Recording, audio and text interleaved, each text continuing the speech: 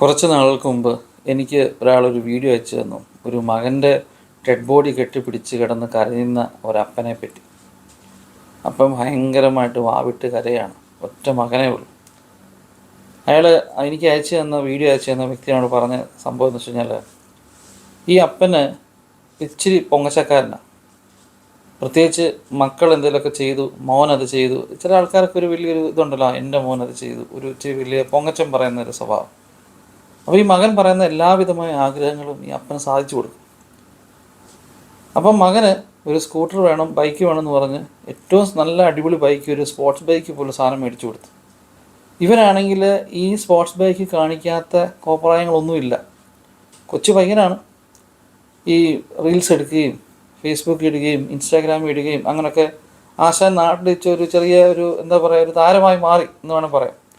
അപ്പം ഇതിൻ്റെ ഒരു ഗമ ഏറ്റവും കൂടുതൽ അനുഭവിക്കുന്ന അപ്പനാണ്. അപ്പനത് അവൻ ചെയ്തു, ആ മിടുക്കനാണ് എന്ന്. നല്ല കാര്യം, അവന് നല്ല കഴിവുള്ളവനാണെങ്കിൽ കുഴപ്പമൊന്നുമില്ല. പക്ഷെങ്കിൽ ഇവൻ ഈ ചെയ്യുന്ന അഭ്യാസങ്ങൾ പലതും വളരെ അപകടം നിറഞ്ഞ അഭ്യാസങ്ങളായിട്ട് മാറി തുടങ്ങി.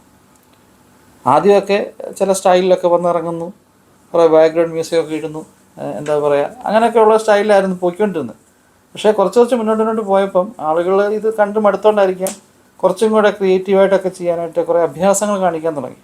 ഈ അഭ്യാസങ്ങൾ അപകടം നിറഞ്ഞ അഭ്യാസങ്ങളായപ്പോൾ നാട്ടിലുള്ള ആൾക്കാരൊക്കെ ഇയാളോട് പറഞ്ഞു, മോൻ കൈവിട്ട് പോയിക്കൊണ്ടിരിക്കുകയാണ്, അവൻ ഈ ആൾക്കാർ കാണാനും അല്ലെങ്കിൽ റീച്ച് കൂട്ടാനും വേണ്ടി അവൻ ചെയ്യുന്ന ഭയങ്കര റിസ്കി കാര്യമാണ്. ഒരു ചെറിയൊരു ഈ ബൈക്ക്, പ്രത്യേകിച്ച് ബൈക്ക് എന്ന് പറഞ്ഞു കഴിഞ്ഞാൽ ഒരു ഞാഴ്മ കളിയാണ്. ഒരു ചെറിയൊരു തെറ്റ്, ഒരു കൺട്രോൾ വിട്ടുപോയി കഴിഞ്ഞാൽ മറിഞ്ഞടിച്ച് താഴെ വീഴും. ഞാൻ കോളേജ് പഠിച്ചുകൊണ്ടിരിക്കുന്ന സമയം ഉണ്ടായ ഒരു ആക്സിഡൻ്റാണ്. ഇന്നും ഞാൻ ആ ആക്സിഡൻറ്റിൻ്റെ ഒരു ബുദ്ധിമുട്ട് അനുഭവിക്കുന്ന ഒരു വ്യക്തിയാണ്. കാരണം ഞാൻ വണ്ടി ഓടിച്ചുകൊണ്ടിരിക്കുമ്പം കുറേ പട്ടികൾ വന്ന് ക്രോസ് ചെയ്താണ്. പട്ടി വന്ന് എൻ്റെ വണ്ടിയുടെ അടിയിലോട്ട് വന്ന് കയറി.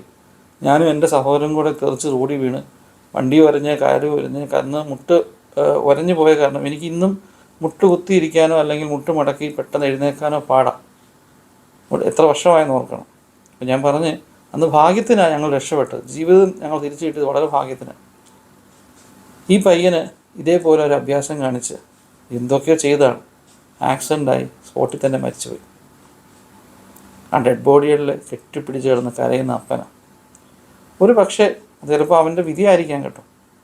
പക്ഷേ ഒരു പക്ഷേ ചിലപ്പം അപ്പൻ ഈ നാട്ടുകാർ പറഞ്ഞപ്പം ഒന്ന് മകനെ നിയന്ത്രിക്കുവോ, അല്ലെങ്കിൽ മകനെ ഒന്ന് ഉപദേശിക്കുവോ, എടാ കുഞ്ഞെ നീ ഇതൊക്കെ ചെയ്തോ, കുഴപ്പമൊന്നുമില്ല, പക്ഷേ ശ്രദ്ധിച്ച് ചെയ്യണം, ഈ ഇത്രയും സ്പീഡ് ചെയ്യുമോ അല്ലെങ്കിൽ അഭ്യാസങ്ങളൊന്നും ചെയ്യണ്ടെന്ന് പറയുമോ അല്ലെങ്കിൽ അവനെ ഒന്ന് ശാസിക്കുകയോ ചെയ്തിരുന്നെങ്കിൽ ഇന്നൊരു പക്ഷേ അപ്പന് മകൻ കൂടെ ഉണ്ടായതിനേമാരും. പല അപ്പന്മാരും പല മാതാപിതാക്കളും മക്കൾ ചെയ്യുന്ന അല്ല കോപ്രായങ്ങൾക്കെല്ലാം കൂട്ടി നിൽക്കും. കഴിഞ്ഞ ദിവസം ഒരു പെൺകുട്ടി മരിച്ച കേസിലും പറഞ്ഞായിരുന്നു, ആ പെൺകുട്ടി കാമുവിൻ്റെ പോയ സമയത്ത് കാമുവിൻ്റെ ഇരുന്ന് റീൽസൊക്കെ ചെയ്തപ്പോൾ വീട്ടുകാർക്കൊന്നും എതിർപ്പില്ലായിരുന്നു. പക്ഷേ അവൻ ചതിക്കുമായിരുന്നെന്നോ അല്ല മറ്റു കാര്യങ്ങളൊന്നും വീട്ടുകാർ അറിഞ്ഞില്ല. അവരൊന്ന് വാൺ ചെയ്യുക എടുത്തില്ലെന്നൊക്കെ ഇങ്ങനെ ന്യൂസിനകത്ത് കണ്ടിരിക്കുക. എൻ്റെ വിശദ വിവരങ്ങൾ അറിയത്തില്ല. മക്കളുടെ ഉയർച്ചയിൽ സന്തോഷിക്കണം. അവർ തെറ്റ് ചെയ്യുന്നത് നമ്മൾ മനസ്സിലാക്കി കഴിഞ്ഞാൽ ശാസിക്കാൻ കൂടെ അപ്പനും അമ്മയ്ക്കും പറ്റണം. അല്ലെങ്കിൽ അവിടെയും പ്രോത്സാഹിപ്പിക്കാൻ പോയി കഴിഞ്ഞാൽ ഒരു സമയം കഴിഞ്ഞാൽ നമുക്ക് നിയന്ത്രിക്കാൻ പറ്റാതെ വരും മക്കളെ. Thank you.